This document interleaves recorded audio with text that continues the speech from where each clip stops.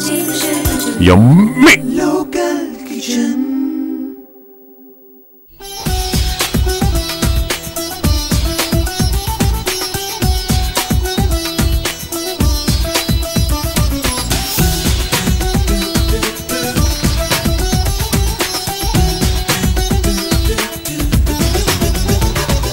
Welcome back.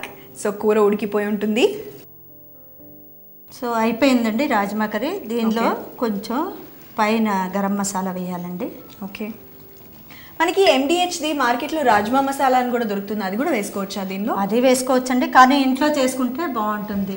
ఫ్రెష్గా దాల్చిన చెక్క, లవంగాలు, ధనియాలు ఇవన్నీ కలిపి ఇంట్లో చేసుకుంటే అది రుచిగా ఉంటుంది. రుచే కరెక్ట్. అయిపోయిందండి రాజ్మా కర్రీ. స్టవ్ ఆఫ్ చేసేద్దాం. ఓకే, బౌల్లో తీసేసుకో. ముందు దీని మీద కొంచెం నెయ్యి వేయాలండి, దేశీ ఘీ. అప్పుడే బాగా రుచిగా ఉంటుంది. ఓకే, కొద్దిగా నెయ్యి ఇంకోటి వేసుకుందాం. పంజాబీ వంటలకి, మార్వాడి వంటలకి తప్పకుండా వాడే ఒక ఇంగ్రీడియంట్ దేశీ ఘీ. మంచి దానేదారు, మంచి వాసన వచ్చే ఘీ వాడతారు అనమాట, నెయ్యి. అయిపోయిందండి, దీన్ని గార్నిషింగ్ చేసుకుందాం కొత్తిమీర తోటి.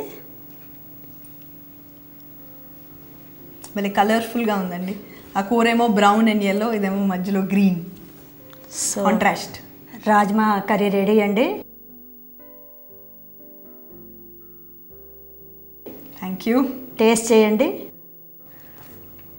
ఆహా, బ్రహ్మాండంగా ఉందండి, చాలా బాగుంది. నమక్, మిర్చి అన్నీ పర్ఫెక్ట్గా ఉన్నాయి. సో ఉప్పు కారం సరిపోయింది కాబట్టి చట్పటీగా ఉందా? చాలా చట్పటగా, చాలా బాగుందండి. దీనిలో ఒక వేరియేషన్కి చాట్ మసాలా కూడా కాస్త వేసుకోవచ్చు కదా? ఇష్టమైన వాళ్ళు వేసుకోవచ్చండి. ఆమ్చూర్ పౌడర్ కానీ చాట్ మసాలా కానీ. అందరూ లైక్ చేయరు కదా, అది ఇష్టమైన వాళ్ళు అది వేసుకోవచ్చు. థ్యాంక్స్ అండి లక్ష్మి గారు, ఎంతో న్యూట్రిషియస్గా, ఎంతో ఈజీగా చేసే ఒక వంట మాకు నేర్పించినందుకు థ్యాంక్ యూ వెరీ మచ్. మా లోకల్ టీవీ, మా లోకల్ కిచెన్ చూస్తున్నందుకు థ్యాంక్ యూ వెరీ మచ్. ఇక్కడికి వచ్చినందుకు thank you very much. So ఇంకేం నేర్పించబోతున్నారు మాకు? నెక్స్ట్ కాలీఫ్లవర్ బజ్జీ కర్రీ అండి. Cauliflower bajji curry.